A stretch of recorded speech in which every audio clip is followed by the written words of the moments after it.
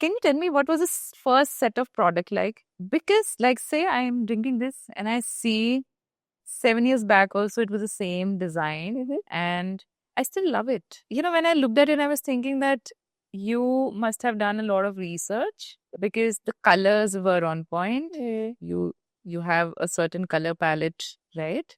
The way you did bottles. I mean, this was one of the first sort of packaging that I saw around. Yeah. And I mean, the whole product in itself is very, I would say, forward, especially for 2018. Yeah. So what were the thought and the processes that went into making this? Yeah, I mean, it was a combination of like a certain aesthetic that we had that we wanted to put forward. Yeah. A certain taste, like the flavors, we had an idea of like, okay, we want to do something with ginger. We want to do something with blueberries. Right. We want to do something with lemon. So we had certain flavors that we wanted. We realized that people were attracted to colors.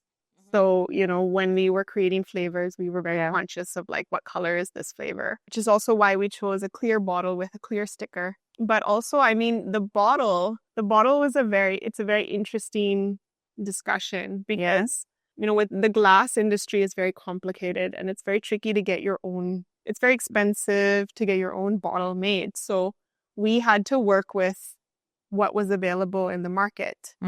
And at that point, like now, actually, there's a lot more bottles available in the market. But when we started in 2018, it was like either you go with like the soda bottle or you go with the lug cap, like the Kevin Tears milk bottle, or, there weren't very many options. And when we first started, we actually started like our first batch, I think we put into those Kevin Tears bottles, but they weren't holding the fizz very well. And we didn't really like them that much. The shape of it, we didn't like that much either. Go up, right? Explode. It would just let the fizz out. So those caps are not airtight. You can get a version of them which is airtight, but the normal ones that you get like with milk and stuff in them, they're not properly, they're actually not sealed to be airtight, especially for pressure because kombucha, it's fizzy. So there's some pressure also inside the bottle. So this bottle is a cough syrup bottle. Yeah, we'd never seen anyone use it for a beverage. When we first went to place our order, the trader that we were buying it from, he said, nobody will ever drink a beverage out of this bottle. And I was like, you can still give me my order.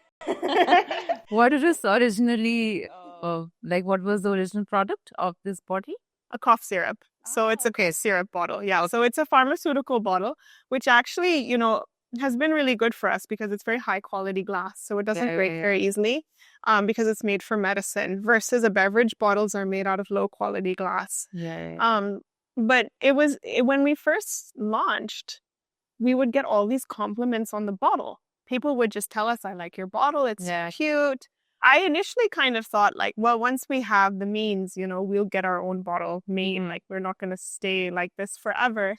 But I feel like, at some point we just kind of, our product became synonymous with this bottle. And so many kombucha companies have copied us too and used the same bottle. Done the same type of things that we do with our caps and even similar labels. So I think it's been, at some point we were sort of, we might change the bottle one day. Who knows? Can we reflect a little on the surveys that you did? Like the kind of questions you asked people about packaging?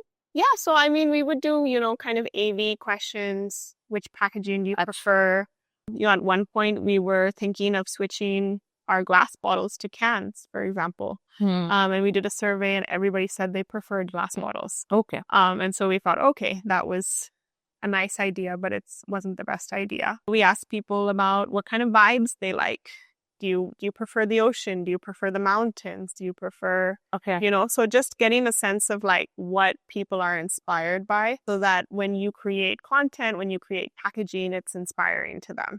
Yeah, you also have a very particular blue that you use for your packaging, as I recall. How does one come up with a color like that? Is there a color reference or is there a meaning to the color? Yeah, I wouldn't say that so much. I think we want our brand to be very fresh. Like I see the same similar tone in your earrings also. Yeah. So we use a lot of greens, some blues. Yeah, it's not like a science. It's more of an art. It's just more of kind of. Any particular message that the color reflects? Not per se. No. Okay. Green, for health, I guess. But beyond that, no. There's nothing There more, is something to it. subconsciously for sure. Yeah. Like it, at least to me, it tells health and wellness. Yeah. I think I a don't lot know how of to people connect it. associate green with nature and Yeah. health and, being fresh. And so, Yeah. that's why we gravitate towards that color.